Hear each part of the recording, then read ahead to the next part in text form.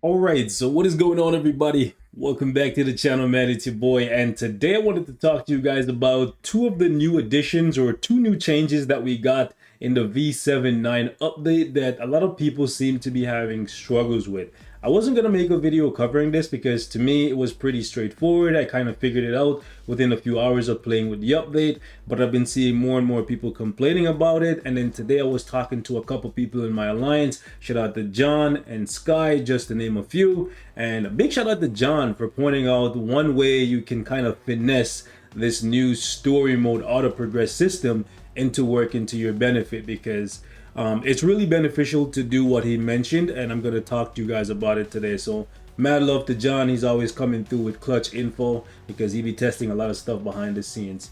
All right, so first things first, let's talk about story mode. In case you didn't know, for some reason, maybe you haven't been playing the game for the past, I don't know, 2 weeks or whatever, or maybe longer. But basically, in the recent update, we got this feature that allows us to autoplay and auto progress in story mode. And the really cool thing about this is you can basically just put on the autoplay and auto progress feature, and it will just start from 1-1 all the way down here, and it will go all the way to the end. And given your characters are strong enough, it will never stop you.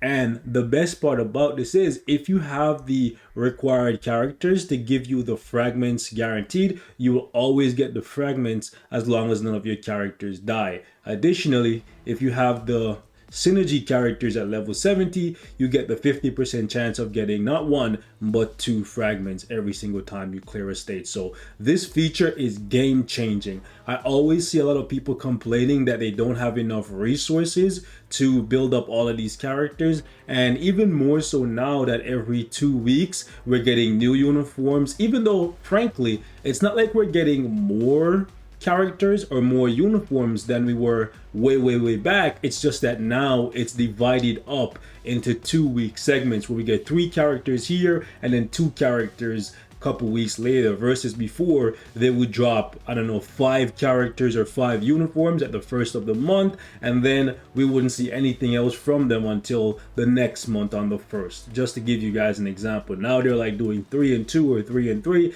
that kind of stuff. So realistically, we're not getting too much more characters and stuff than we were before, but the way how they're doing it now, it's a bit more interesting, I would say. Right? Point is, even if they were releasing more characters, playing story mode will give you a plethora of resources so you can always rank up whichever character you want, whether they're meta or they're just for fun, especially if you're really consistent with it. You don't have to take my word for it. If you've been here long enough, you know I've been a big advocate of playing story mode every single day, and that was before when you had to play it for an hour minimum to get all of the fragments or all the chances of getting fragments. Now you don't have to do any of that. You can auto play, auto progress all the way to the end, and if your characters are strong enough, bare minimum you will get TCP and EOD.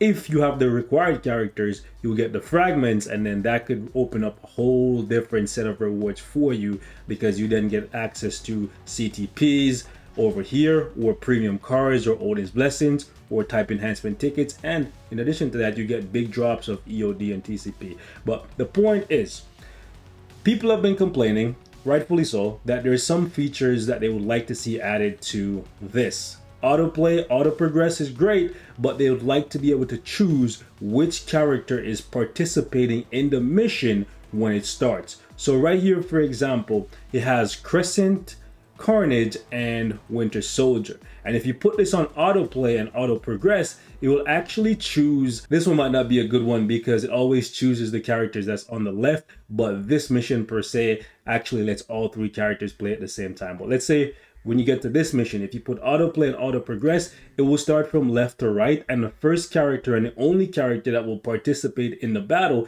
is actually Yelena Belova. And that's really good because Yelena is a very safe character and she's very strong. However, let me get out of here. I'm going to waste a little bit of energy, but let me get out of here. That's not always the case. Some of these story missions have it set up in a way where the weakest character in the lineup is actually the first character. Perfect example of this one right here.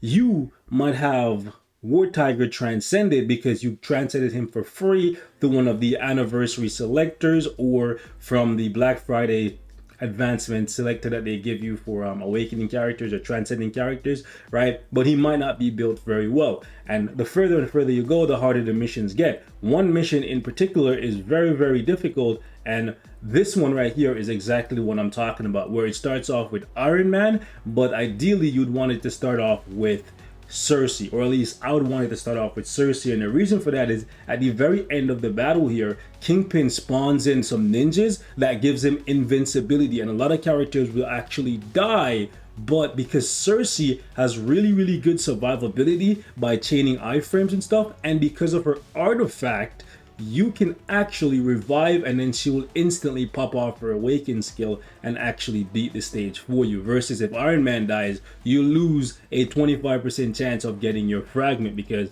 right here, let me show you guys, it will tell you that for every surviving character, you get a 25% chance. So what John explained to me today is that if you have a specific stage along your auto progress route that you want to override, like let's say for example, like I said before, because Kingpin at the very end of this stage is very, very difficult because of the ninjas giving him invincibility, I would prefer that the AI chooses to run with Cersei over Iron Man. But if I'm on this page right here with my PvP team, which is Molecule Man, Emma Frost, and Adam Warlock, and I hit auto progress and say use dedicated characters, what it's actually going to do is start up the mission, but the first character on the field will actually be Iron Man. However, he showed me, rather he explained to me how to make it so that Cersei actually spawns in as the character that runs the mission for me.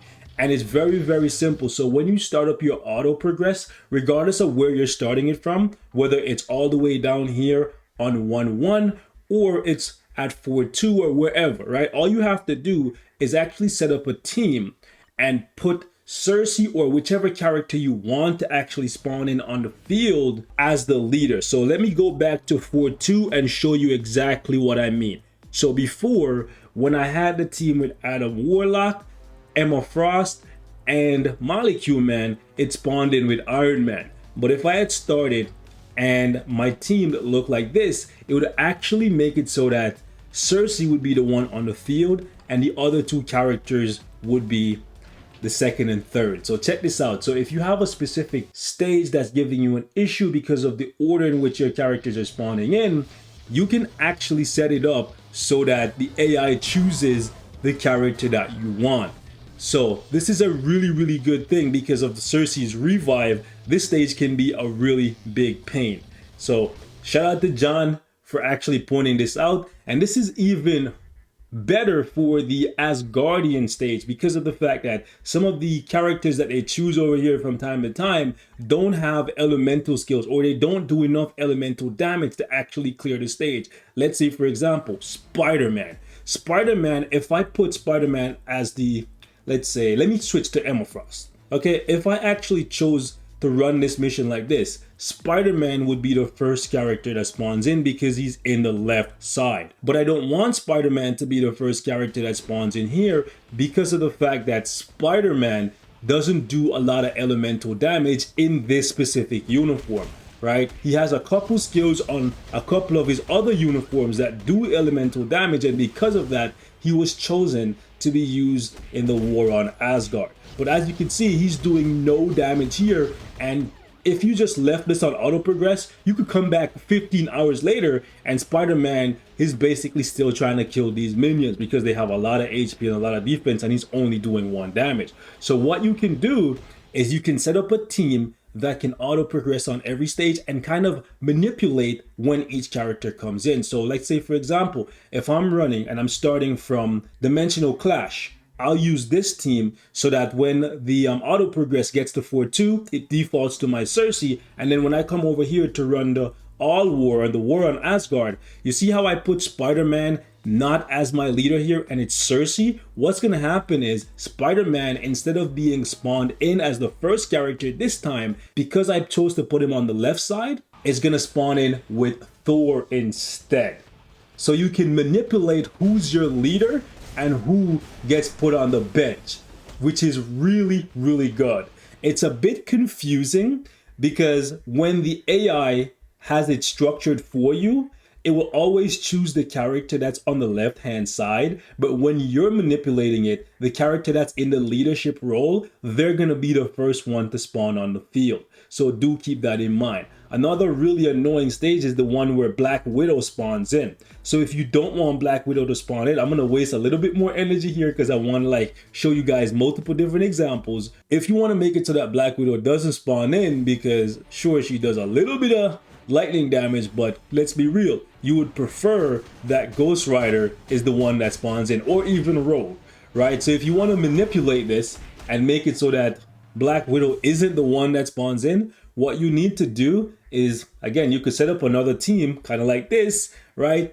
And choose Ghost Rider as your middle character or your leader. And what's going to happen here is when you hit auto progress, is going to actually, no, you don't have to start here. Like you could start at like 11-1 or whatever, or 10-1, whichever one, right? See, this time Ghost Rider actually spawned in instead of Black Widow. So just want to give you guys a couple tips because I know it's pretty annoying. You could put your phone down and you could come back thinking the mission's all done, and then Spider-Man is here wasting time, Black Widow is here wasting time. So you could set up a couple teams, and when you start your auto progress here, the same thing you could do right here for Emma Frost. If I started up this mission with Molecule Man in the middle, it would spawn in with White Fox as the main character. And then if I swapped it over and put Emma Frost in the middle, Emma Frost would be the character that actually spawns in. But it's already set up in a way where Emma Frost is going to be the first character that spawns in, so I wouldn't want to mess with that. Okay, so guys, hopefully this helps you a little bit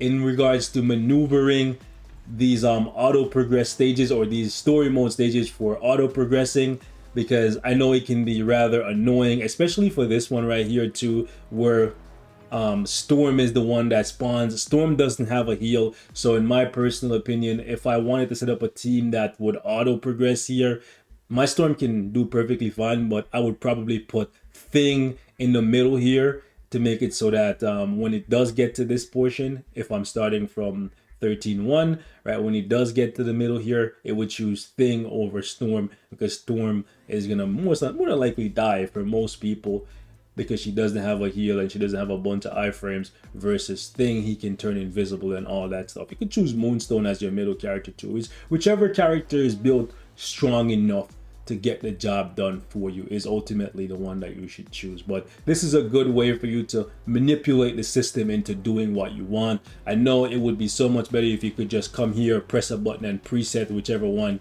you want to spawn in. But when you're setting up your auto progress, you could just easily make a team and then say, hey, I want Ghost Rider to spawn in as the first character whenever he's listed as one of the dedicated characters. I don't want Black Widow to ever come on the field, so I'm going to put her in the third slot. I don't want Spider-Man to ever come on the field because I don't think he has enough damage to clear the stage. So whatever, you could do that. You can look at the characters that are listed, and then you can basically structure where you want them to come in, or if you never want them to come in, you could put them on the left and right hand sides. Okay,